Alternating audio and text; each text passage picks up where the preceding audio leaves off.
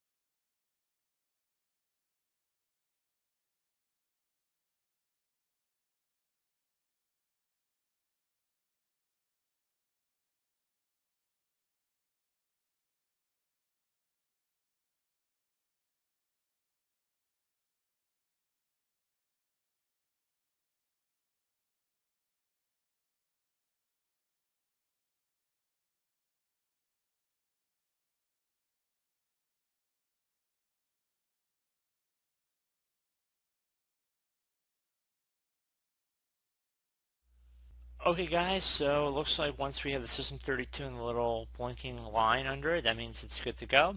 So even if you see some red here, it's not really a big deal because it usually will just say higher version, it's already installed. So don't be concerned if you see that. I would suggest restarting your computer. Now if you're still having problems, you're more welcome to use the media creation tool provided from Microsoft to launch the troubleshooting options when you boot up your computer. Obviously just checking out some videos on my channel if you're unsure how to access that, and that would provide another alternative to hopefully resolve this issue for you. So I do hope this brief video was able to help you guys out, and as always, thank you for watching, and I do look forward to catching you all in the next tutorial. Goodbye.